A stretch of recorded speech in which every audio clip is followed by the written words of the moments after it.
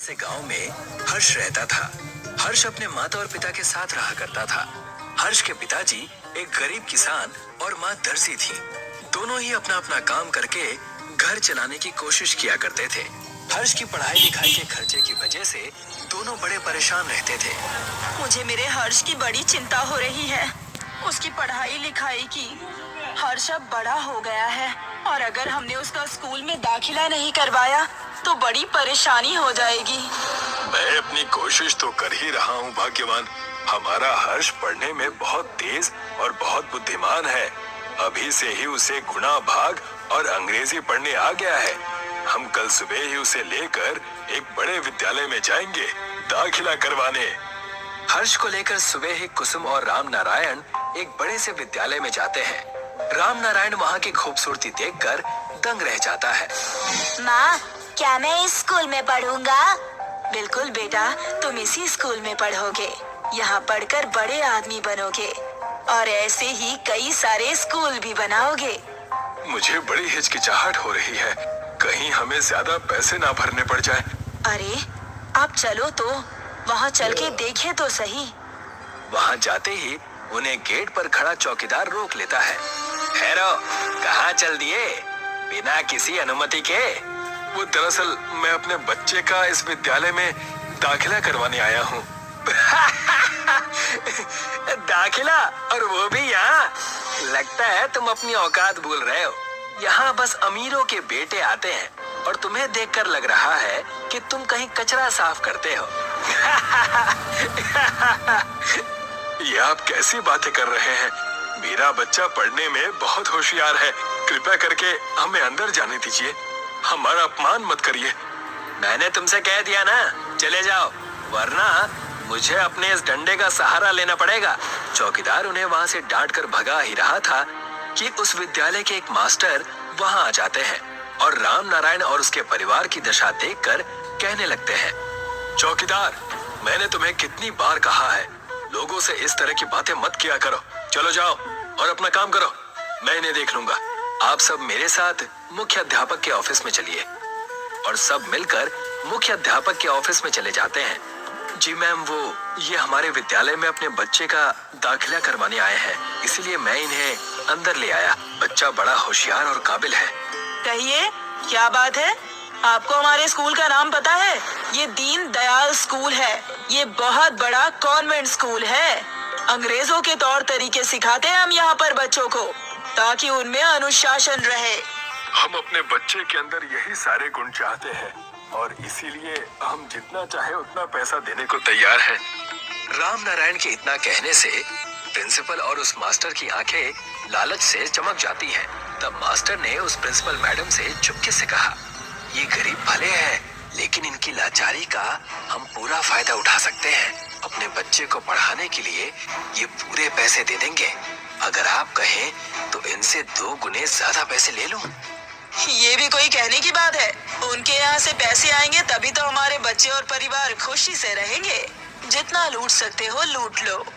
हमारे विद्यालय में 25,000 में दाखिला होता है। मैं इन्हें 50,000 कहूँगा, आप हामी भर देना।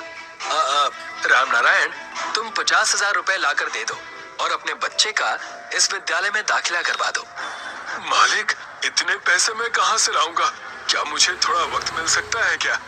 देखो, अगर अपने बच्चे की भविष्य की सुरक्षा चाहते हो तो दाखिला लो, वरना हमारा समय बर्बाद मत करो। दफा हो जाओ, जब पैसे हो जाए ना तब आना। राम नारायण, कुसुम और हर्ष वहाँ से निराश होकर घर चले जाते हैं। पिताजी, मेरे उम्र के सारे बच्चे स्कूल जाने लगे हैं, अच्छी अच्छी टिफिन लेकर। मैं कब जाऊंगा? तुम जरूर जाओगे बेटे, बस थोड़ा सा इंतजार करो। मुझे हर्ष की बड़ी चिंता हो रही है। 50,000 रुपए हम कहाँ से लाएंगे? अपने बच्चे को पढ़ाने के लिए मैं कुछ भी कर सकता हूँ। क्यों ना हम चलकर गांव में रामू काका की मदद ले। गांव में सबसे पुराने और पढ़े लिखे वही हैं। वो हमारी मदद जरूर करेंगे।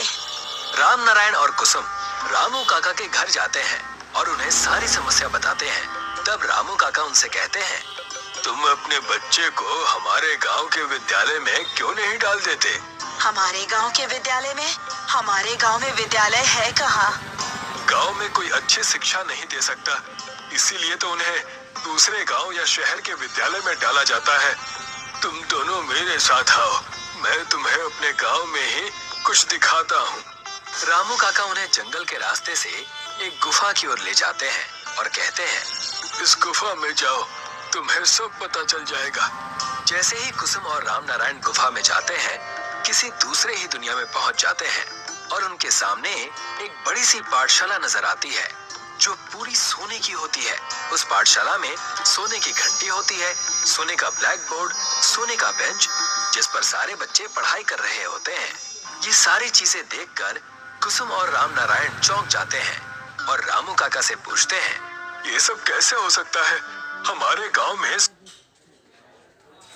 सर्च पे आसानी से जानो। EMI calculator. गूगल सर्च पे ढूंढेंगे तो मिलेगा।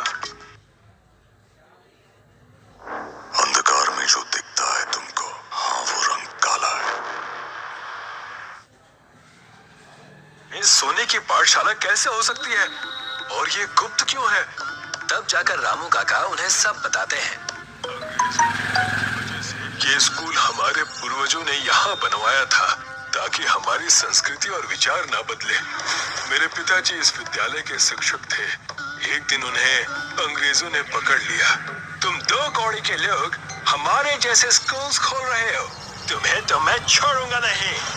लेकिन हमने तुम्हारा क्या बिगाड़ा है? अपने बच्चों को पढ़ा कर तुम हमसे आगे बढ़ना चाहते हो, ये मैं हरगिज नहीं होने दूंगा। तुम हमसे चाहते क्या हो? हम क्या करें? पूरे नागपुर गांव में जितना सोना है तुम हमें लाकर दो और अपनी ये गंदी सी स्कूल बंद करके यहाँ से चले जाओ। मैं ये सोना हरगिज नहीं दूंगा। सारे सोने को लेकर उस जंगल के गुफा में छुपा दूंगा और अपनी अलग दुनिया बनाऊंगा। उस वक्त से लेकर अब तक हम नागपुर गांव वाले इस सोने की स्कूल को खुफिया तरीके से चला रहे हैं। हे भगवान, तो असली बात ये है कि आप मेरे बच्चे को भी इस सोने के स्कूल में दाखिला देंगे? कृपा करें रामू काका, मेरे बच्चे को शिक्षा की बहुत जरूरत है। मैं तुम्हारे बेटे को इस विद्यालय में तभी लूंगा जब तुम शहरी विद्यालय की पोल खोलोगे। उन लोगों ने हमारे गांव के कई सारे लोगों को ठगा है, उन्हें तुम्हें पकड़वाना होगा। हम बिल्कुल ऐसा ही करेंगे, उन्हें सजा दिलवा कर रहेंगे। इसके लिए हमें एक सबूत देना होगा। तुम उसकी चिंता मत करो, जितने पैसे उन्होंने मंगवाए हैं उतने पैसे लेकर जाओ। मैं पीछे से पुलिस को बता दूंगा, तब उन्हें रंगे हाथ हम पकड़ लेंगे। कुसुम और राम नारायण ने ऐसा ही किया। वो पैसे लेकर उस महंगे विद्यालय में चले गए और राम नारायण ने प्रिंसिपल से कहा, जी ये लीजिए आपके पैसे, पूरे 50,000 हैं। हाँ हाँ, लाओ लाओ।